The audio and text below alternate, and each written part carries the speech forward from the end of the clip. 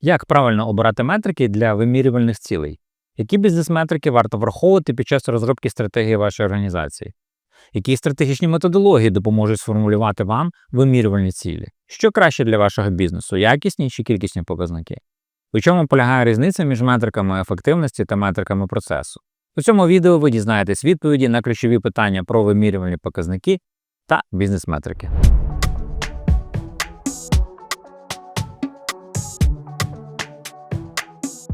Всім привіт! Вітаю вас на каналі Бізнес-дані Компас. Мене звати Валерій Козлов, я експерт з бізнес-даних. Я буду допомагати вам розібратися в цій темі. Сьогодні ми будемо говорити про зв'язок між метриками та успіхом. Це перше з декількох відео на цю тему на моєму каналі, тож підписуйтесь, щоб не прогавити інші випуски. Отже, про що саме будемо говорити сьогодні? Я спостерігаю багато інтересу до бізнес-даних в контексті реалізації бізнес-стратегії та постановки цілей. Питання, яке часто звучить, це які метрики ми маємо запровадити і які вимірювальні цілі поставити для того, щоб досягти успіху. Давайте поміркуємо, для чого взагалі потрібні метрики. Інтуїтивна відповідь полягає в тому, що метрики – це наша система навігації на шляху до успішного майбутнього. Вони дозволяють нам відслідковувати орієнтири, вимірювати прогрес та зрозуміти, що ми рухаємось в правильному напрямку. Власне, метрики не мають сенсу без контексту, тобто без розуміння цілі чи картинки майбутнього, до якої ми прямуємо. Отже, про картинку успішного майбутнього. Для людей бізнесу, для підприємців – це так чи інакше про те, щоб побудувати успішний бізнес. І тут починаються найцікавіші питання. А що таке успішний бізнес для вас, як для засновника, чи підприємця, чи керівника? Говорячи словами Джеймса Холліса, що саме хоче реалізуватися в цьому світі через вас? Як ви можете описати це поняття словами, щоб потім виставити собі зрозумілі орієнтири та виміряти прогрес? Визначення успіху, визначення поняття «добрий бізнес» буде залежати від ваших ключових мотивацій підприємця, від ваших внутрішніх драйверів. Зараз ми трошки зануримося в цю тему. Отже, визначення успішного бізнесу буде індивідуальним для кожної людини. Для когось це може бути про ріст чи розмір організації в тому чи іншому вимірі, грошах, кількості клієнтів чи кількості працівників. Для когось це про змагання, про перемогу в конкурентній боротьбі. Для когось це можливість самореалізуватися через управління іншими людьми і мати статус керівника.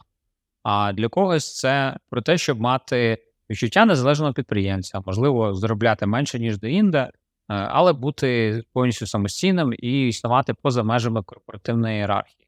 Очевидно, ви самі можете продовжити цей список. Як бачимо, фінансові стимули – це не завжди найголовніше. Власне, ми можемо погрупувати ці мотиваційні драйвери в декілька логічних категорій та виміряти, які з них є найбільш важливими для вас.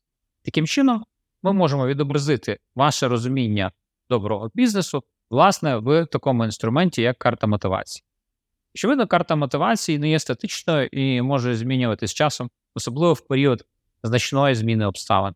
Якщо в організації є декілька засновників, ви можете створити групову карту мотивації.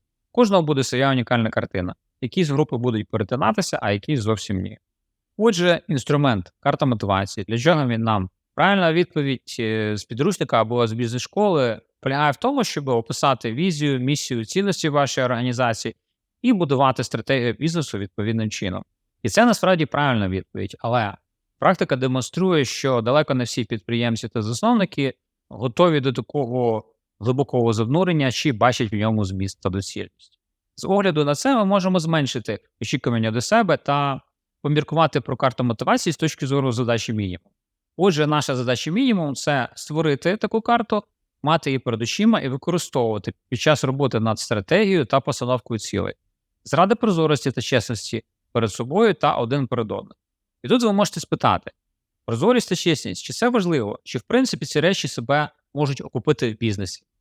Власне, ми можемо спостерігати, що нестача прозорості та чесності по відношенню до інших, наприклад, до ваших партнерів, працівників чи клієнтів, провокує непродуктивні конфлікти та непорозуміння. По відношенню до себе брак прозорості та чесності часто провокує стан когнітивного дисонансу та внутрішнього роздвоєння. До прикладу, в ситуації, коли певні важливі мотиваційні драйвери йдуть зсередини, але вони не є усвідомлені і не вербалізовані, і як наслідок вони не є легалізовані. Або навпаки, коли певні заявлені мотивації насправді є штучними чи нав'язаними зовні і не відповідають вашим внутрішнім потребам. І такі стани часто проявляється в досить серйозних симптомах. А саме, ви можете спостерігати тривожність, негативне самопочуття, пригнічення, незадоволення, нерозуміння себе, непродуктивні дії, розбіжності між словами та справами, які легко ідентифікуються іншими, підвищена конфліктність, яка створює труднощі у співпраці. Як наслідок, ви витрачаєте ресурси та енергію на фальшиві цілі і маєте труднощі взаємодії з іншими. Отже, підсумую. Усвідомлення власних мотивацій є критичним для досягнення успіху в бізнесі. Чесність перед собою та перед іншими дозволяє зменшити непродуктивні конфлікти, спрямувати вашу енергію та ресурси на справжні цілі та побудувати продуктивні партнерські відносини.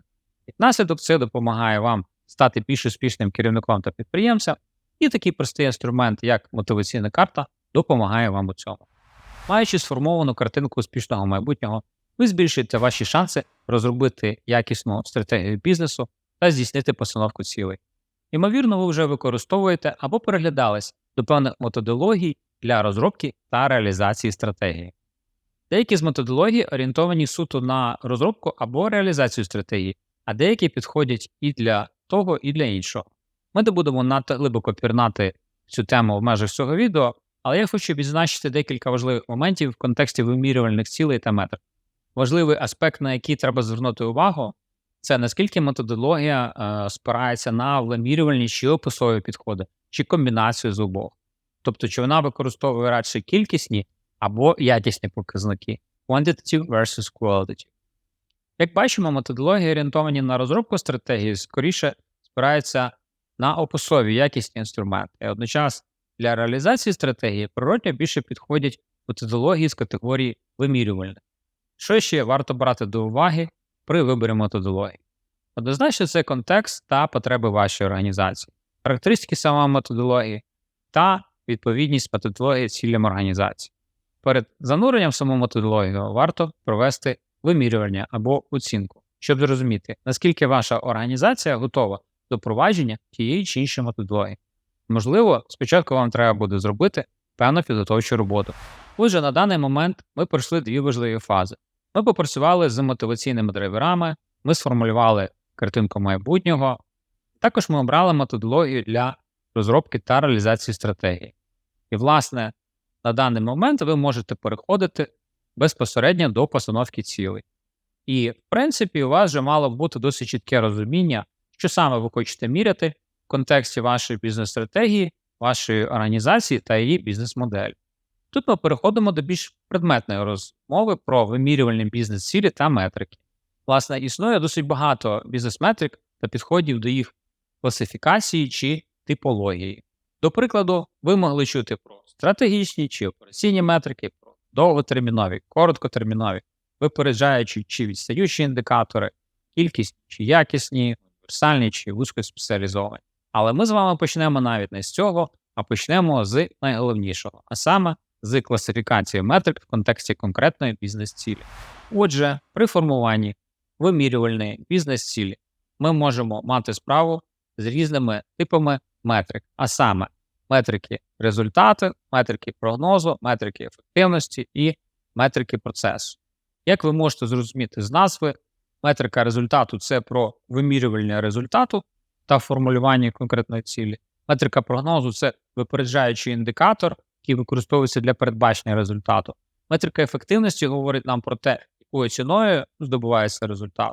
Метрика процесу говорить нам, наскільки ефективним є той процес, який ми використовуємо для досягнення результату. Отже, давайте розглянемо простий приклад.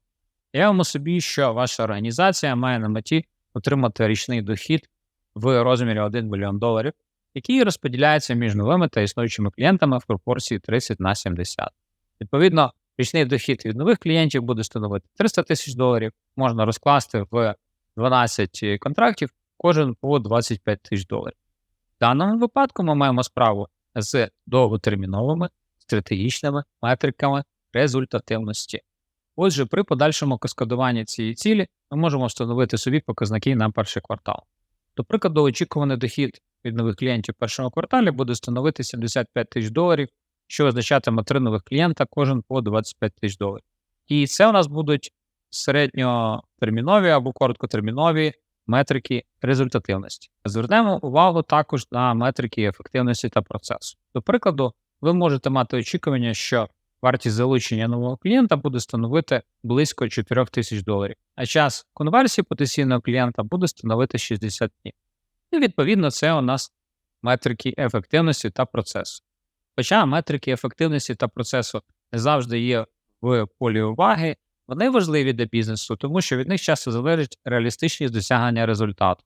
До прикладу, якщо в організації є агресивні плани і залучення нових клієнтів, і одночасно вартість залучення нового клієнта є високою, може виявитися, що у вас просто немає бюджету для того, щоб підтримувати такі темпи росту. І відповідно, вам доведеться вносити корекції в цей план, використовувати, можливо, інші маркетингові канали або фокусуватися тільки на певних маркетингових сегментах. Інший приклад поєднання метрик прогнозу та процесу. Уявімо собі, що ви прогнозуєте очікуваний дохід на наступний квартал і бачите, що в лінійці продажів є достатня кількість потенційних клієнтів, і очікуваний рівень конверсії клієнтів є добрим. Але середній час конверсії перевищує 90 днів. І це для вас може означати, що з великою ймовірністю ви просто не встигнете закрити потенційні контракти в межах кварталу та отримати прогнозований дохід. Отже, ми бачимо, що наявність історичних даних за попередні періоди може генерувати нам певні інсайти, що допомагають у встановленні цілей в межах вашої бізнес-стратегії. А розуміння 4 типів метрик в контексті бізнес-цілей допомагає бачити картинку з різних кутів зору і приймати більш якісні управлінські рішення. Отже, сьогодні ми зачепили 3 важливих питання. Ми проговорили бачення майбутнього та мотиваційні драйвери, ми зачепили методології для формування та реалізації стратегії, і також розібрали 4 типи метрик в контексті конкретної бізнес-цілі. В наступному відео ми продовжимо про класифікацію та типи метрик, в тому числі будемо говорити про метрики в контексті поточної фази життєвого циклу вашої організації. Будемо говорити про те, яка метрика є найважливішою та як її ідентифікувати. Не забувайте ставити вподобайки та підписуватись на мій канал. Бажаю вам гарного дня та до нових зустрічей!